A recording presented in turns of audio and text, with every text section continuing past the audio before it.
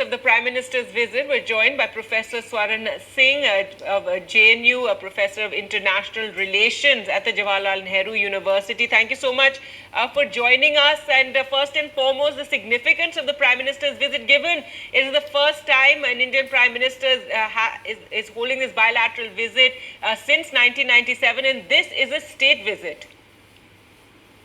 Thank you.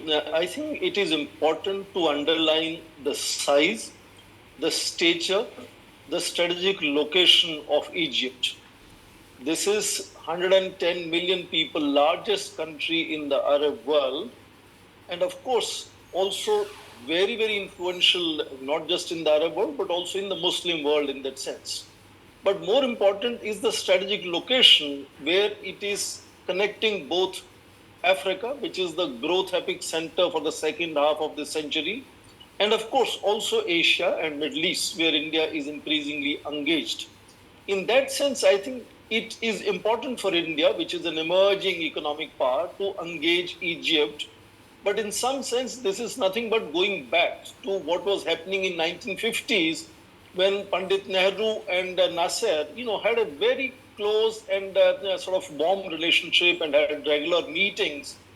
It is virtually going back to the same kind of warm and close relationship, which saw, for example, defense minister visiting Egypt in September, foreign minister visiting in October, President Al-Sisi being the chief guest of India's Republic Day this January, and now Prime Minister being there. And of course, Egypt is also a special invitee in all the meetings, including the summit meeting of G20. So in that sense, it's a reclaiming of India's focus on Egypt, which has to also to be seen in junction with, along with India's growing acceptability in that entire Middle East West Asian region, where when United States wanted to create a second Quad after the Quad in the Indo-Pacific, Quad in West Asia is called IQUQ, United States and UAE, India and Israel. So it also realized that India was a country which is becoming increasingly acceptable to all countries in the region. Countries that very often don't talk to each other, Iran, Saudi Arabia, Israel, UAE, are all increasingly warming up to India in that sense. And Egypt is, in that sense, completing that historical circle. There was a period when we had kind of drifted in different directions, but it is going back to very close and warm relationship that existed in 1950s. And I think we are again realizing that as a rising economic power, when India has to engage, with large number of Asian countries and African countries, Egypt in that sense can be a very useful partner for India to constantly expand India's network with all the nations, including with the global South nations in that sense. And one can notice a certain kind of bonhomie which is visible between President Al-Sisi and Indian Prime Minister Narendra Modi. So I think in that sense, it is going to be an important component of India's global engagement that we will have very strong and close relationship with Egypt. We could look at it in terms of expanding defense cooperation, economic cooperation, India's investments there, India's procurement of gas and oil in that sense. There are multiple components which will then revive and strengthen that partnership of India. But I think significant of the relationship, what I'm saying, is not just limited to bilateral relations. It is something which is going to have impact in India's engagement with the larger region of both Asia and Africa. Very strategic, to invite also the President Al-Sisi for the Republic Day, and now the Prime Minister is there, a state visit, as we mentioned, the first bilateral visit by an Indian Prime Minister since 1997, received there by the Egyptian Prime Minister. Well, we spoke about, the talks that are going to take place and the mutual interest as well as expanding strategic interest. Let's talk about what's expected in terms of this Suez Canal deal. There is expected this announcement to take place, and that Egypt could offer a dedicated slot in the Suez Canal economic zone. So that will be something very significant. See that the Suez Canal, which connects again to Middle East and Asia to Europe, has this special economic zone, which is a kind of an epic center or axis that immediately connects you to the 6 major ports in Europe once you go into Mediterranean.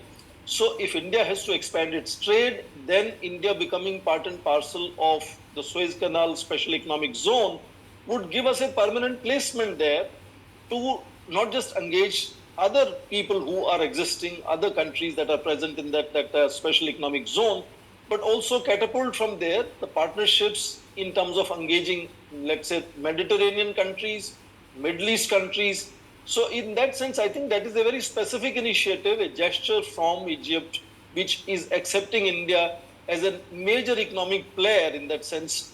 And particularly when the visit comes in the backdrop of Prime Minister's visit to United States, which has again recognized India's rising stature, and you see this 58 paragraph joint statement issued in Washington, which details a whole sectors after sectors, specific initiatives, which is a recognition of India as a rising economic power. And that, I think, also has a reflection in how Egypt, and I very often say this, that when United States becomes your friend and partner, it comes along with several other countries also beginning to endorse and engage and cultivate that relationship.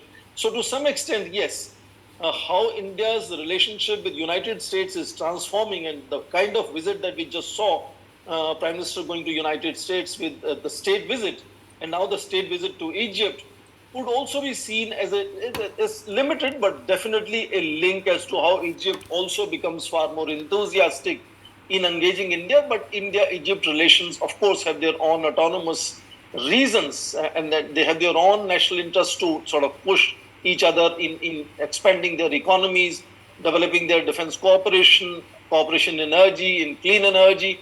India can contribute so much in terms of Egypt reaching out in terms of sustainable development goals.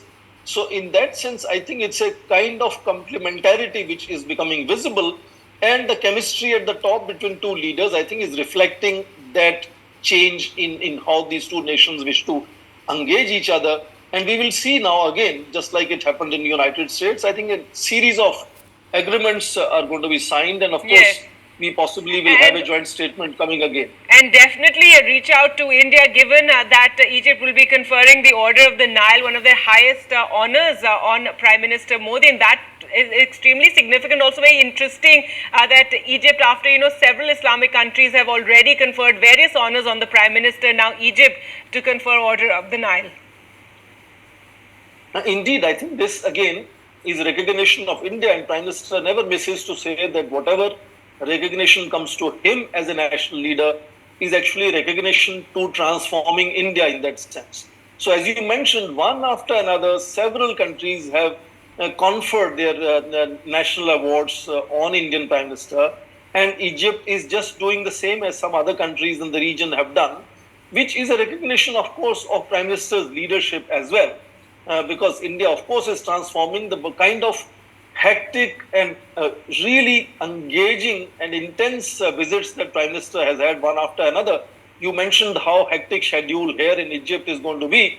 And that kind of footwork that Prime Minister engages himself and builds that personal chemistry with global leaders should also be partly recognized in one after another nations willing to confer their highest awards on Indian Prime Minister. But of course, in his own humility, he keeps mentioning it is a recognition of India, which is also partly true. So Egypt is fundamentally doing what several other nations have done as well. But, it's nice to see that one more nation is going to confer the highest national award on Indian Prime Minister. That again symbolizes the kind of transforming relationship. And I believe it's like, as I keep saying, going back to what was happening in 1950s, which had kind of boomeranged into creating a very unusual non-aligned movement, which kind of defined how international relations during the Cold War were kind of conducted and understood. So that kind of global South treating India as the voice for global South, India taking those issues to higher platforms of G7, G20, United Nations, that kind of possibility is again emerging, where there are increasing expectations from India in terms of contributing not just to its own development, growth and success, but also in that sense contributing to changing and transforming trends both at regional and global level. And post-pandemic, clearly, world is looking at redefining not just supply chains, but also several structures of financial governance, economic decision-making, And in that sense, again, here is an opportunity as well that India has in contributing to that. And we just saw that India and United States have just decided to withdraw 6 of their cases from World Trade Organization. These are decisive decisions that are made with an understanding of India being an increasingly attractive partner. And I think same is true for Egypt as well, which is kind of re-engaging India just as India is re-engaging Egypt now. All right, thank you so much, Professor Swaran Singh, for joining us on NDTV. And there you can see visuals of the Prime Minister having arrived.